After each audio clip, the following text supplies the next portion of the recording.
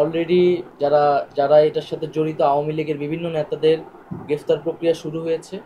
খুবই দ্রুত সময়ের মধ্যে যারা দেশে পালিয়ে আছে বিভিন্ন জায়গায় তাদেরকে গ্রেফতার করা হবে, এবং যিনি হুকুমের আসামি, এই রক্তপিপাসু শেখ হাসিনা যিনি এখন পালিয়ে আছে, তাকেও বাংলাদেশের মাটিতে এনে বিচারের আওতায় আনা হবে।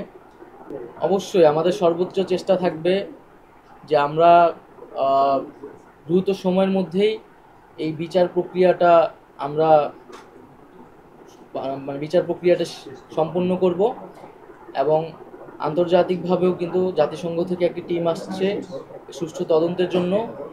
এবং এটি শুধু বাংলাদেশ নয়, পুরো বিশ্ব কিন্তু বাংলাদেশের দিকে তাকিয়ে রয়েছে, এবং সকলেই কিন্তু বাংলাদেশের এই যে হত্যাযজ্ঞ তার নিন্দা জানিয়েছে এবং বিচার প্রক্রিয়ার জন্য দাবি জানিয়েছে।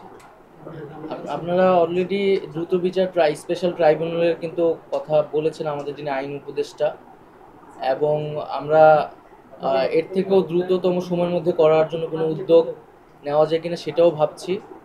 এবং আমরা আহ, শেখ হাসিনাকেও দেশে ফিরিয়ে আনার জন্য আহ, তৎপরতা চালাচ্ছি। আমরা এই যে যারা ফ্যাসিস্ট, যারা স্বৈরাচারী, এই হত্যাযজ্ঞ যারা চালিয়েছে, যারা নির্দেশ দিয়েছে এবং যারা এটা বাস্তবায়নের সাথে জড়িত, তাদের সকলেরই বিচারের আওতায় দ্রুত সময়ের মধ্যে নিয়ে আসবো।